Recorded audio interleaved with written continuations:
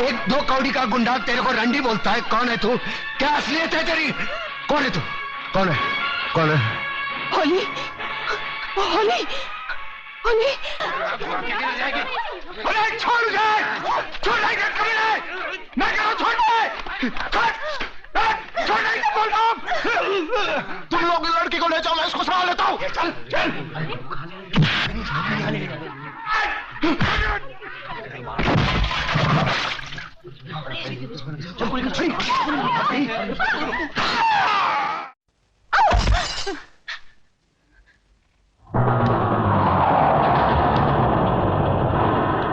कमीने, खबरदार जो मेरी बेटी को छुआ तो छोड़ दो मेरी बेटी को।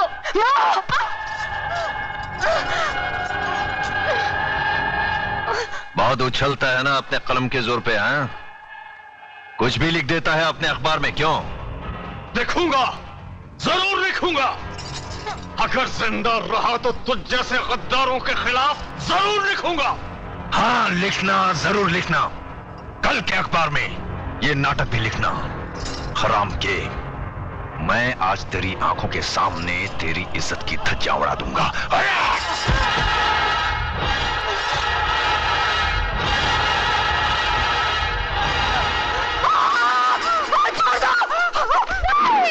कभी नहीं। छोड़ दो उसे।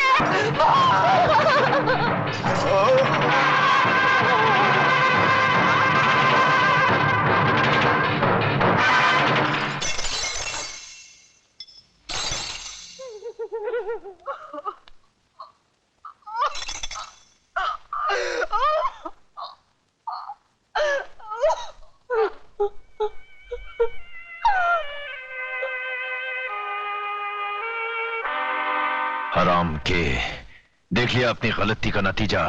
नतीजा तो तुझे मैं दिखाऊंगा हरामजादे। अब मैं तेरा जीना हराम कर दूंगा।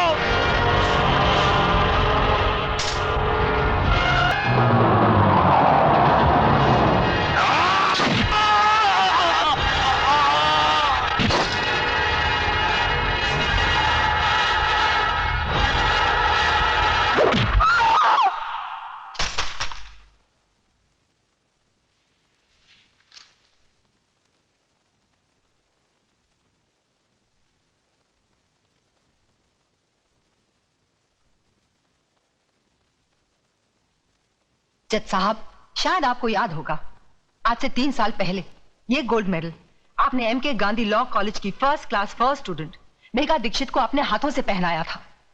आज वही गोल्ड मेडलिस्ट आपसे ये कहना चाहती है कि ये आदमी जो आपके सामने खड़ा है, ये समाज के नाम पर एक कलंक है। He is a rapist, he is a murderer. इसने मेरे साथ बलात्कार किया है, मेरी आंखों के सामने मेरे माँ बाप को काट दिया। इस आदमी को हमारे समाज में रहने का कोई हक नहीं है, your honour. Objection, your honour. Please let me finish. Mister Mirchandani, इन्हें बोलने दीजिए। मैं जानती हूं मिस्टर मिर्चंदानी क्या कहने वाले हैं, क्योंकि कानून की सारी किताबें मैंने भी पढ़ी हैं, और मैं ये भी जानती हूं कि किताबों में जो भी लिखा होता है वो कोर्ट और कचहरी में नहीं होता। अब मिस्टर मिर्चंदानी मुझसे गवाह मांगेंगे, सबूत मांगेंगे, जिनकी खोखली बुनियाद पर यह कानून टिका हुआ है। हर ये तो उन वकीलों में से है जिनका पेशा यही है कि सच को झूठ और झूठ को सच कैसे बनाया जाए। इनका कोई भरोसा नहीं। ये तो ये भी कह सकते हैं कि उस हादसे के दिन चतुर सिंह इस मुल्क में ही नहीं था। Exactly, your honour.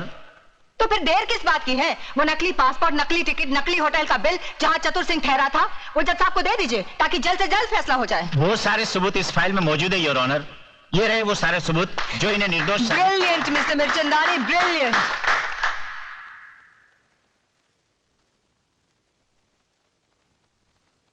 Miss Megha Dikshit, आखिर आप कहना क्या चाहती हैं? जज साहब, मैं सिर्फ इतना चाहती हूँ कि आप इन झूठे सबूतों का गला घोटकर एक ऐसा सही फैसला सुनाएं जिससे आने वाले कल में चतुर सिंह जैसे भेड़िए पैदा ना हो, जो फिर से समाज, कानून, औरतों और बच्चों के साथ खेलने की हिम्मत ना करे।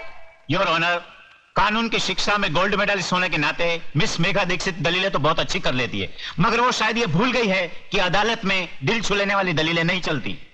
देश को बेचने वाले गद्दार, स्मगलर्स, क्रिमिनल्स का केस लड़ते लड़ते पैसों के लिए तुमने अपने आप को कानून के साथ बेच दिया है।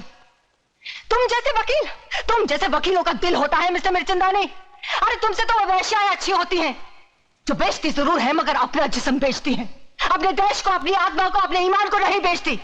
तुम जैसे चंद वकील इस कानून और अदालत की तौहीन हो।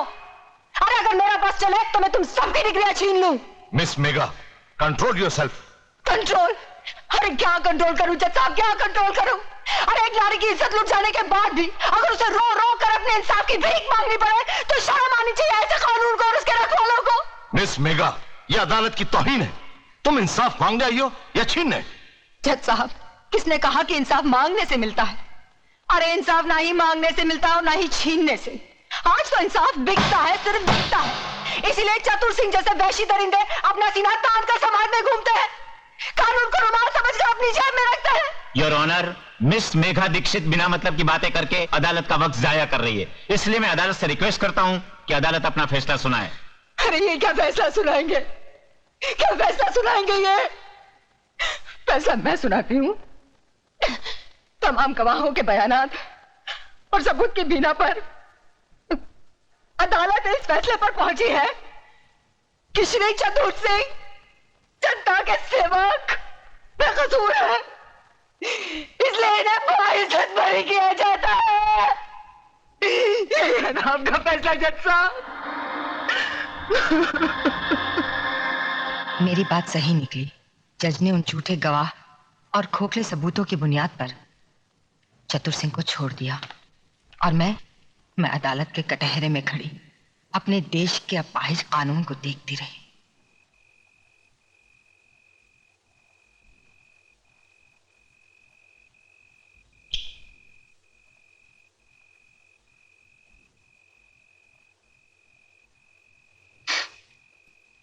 तू भी तो इस बस्ती में अकेला आया था, क्या तेरा अपना कोई नहीं?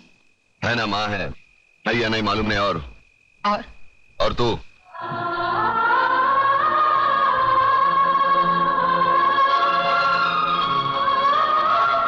कभी किसी को लूटा नहीं, हराम का खाया नहीं, बेवड़ा नहीं पीता, बीड़ी पीता हूं, मुंह से बदबू आती है, सोच ले।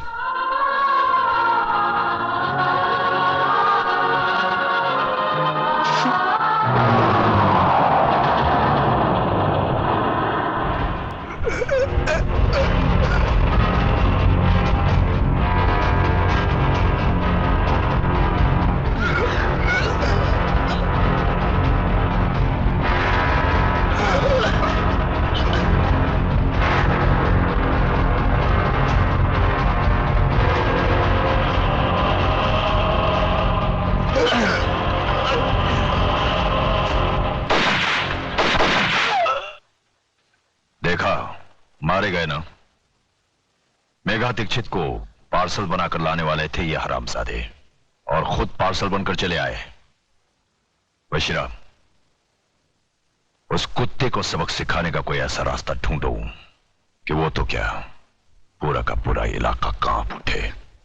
लक्ष्मीदास जी, अपने माथे का पसीना पोंछ डालो और मेरी बताई हुई बातों को अपनी खोपड़ी में डालो,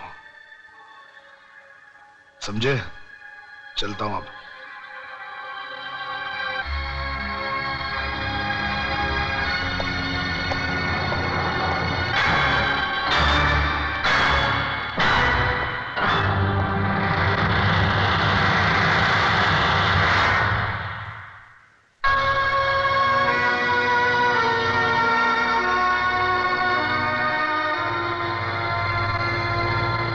क्या बात है बापू, कौन था वो आदमी? उसे यहाँ पहले तो कभी नहीं देखा। तुझे क्या लेना देना इन सब बातों से? मुझसे मिलने कोई अजनबी नहीं आ सकता क्या? आ सकता है बापू, क्यों नहीं आ सकता? मगर उससे मिलने के बाद आप पसीने में तरबतर क्यों हो गए? सच बताओ बापू, बात क्या है? कोई बात नहीं है, चिंता की कोई बात नहीं है इसमें। आपकी लड़खड़ाती जबान ये बता रही है मुझसे कुछ छुपा रहे हैं। बापू, अगर आपने सच नहीं कहा ना, आपको अपनी इकलौते बेटी की कसम है। कोई बात किसने कहा तू मेरा इकलौता बेटा है?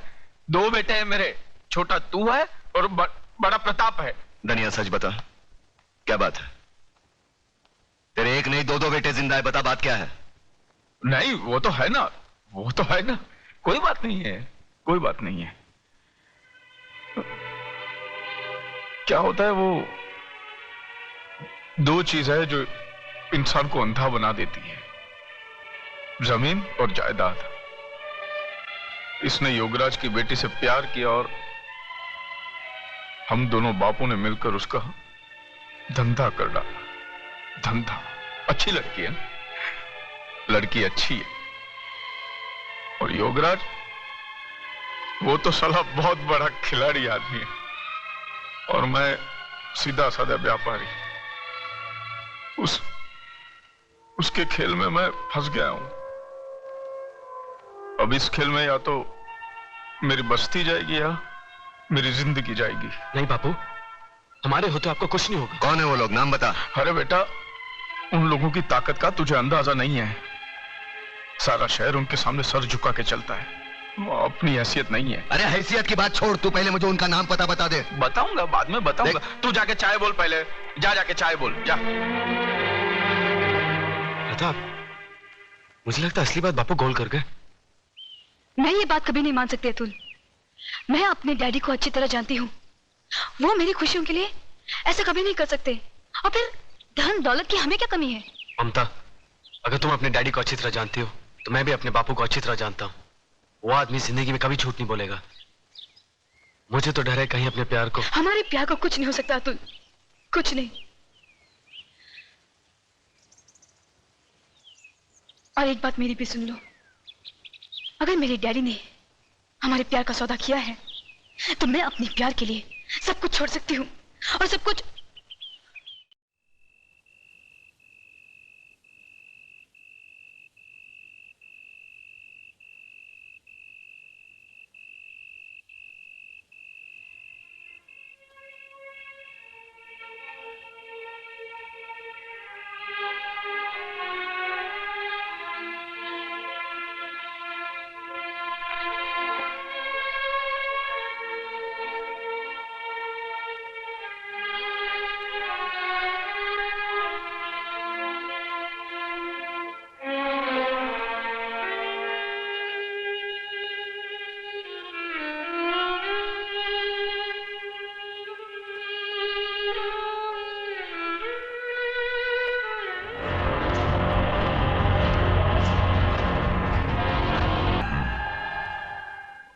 आपने मुझे क्यों याद किया? लक्ष्मीदास, दुनिया में ऐसे बहुत सारे लोग हैं जिनको कोई चीज पसंद आ जाती है तो वो उसे छीन लेते हैं, मगर हम उनमें से नहीं हैं। हमें जो चीज पसंद आ जाती है हम खरीद लेते हैं। तुम्हारा लक्ष्मी नगर हमको बहुत पसंद है। वहां युगराज के साथ हम बहुत बड़ा कॉम्प्लेक्स बनाना चाहते हैं। ये सूटकेस के अंदर 3 करोड़ रुपए कैश है और तुम्हारे सामने ये एग्रीमेंट के साथ 2 करोड़ का चेक है।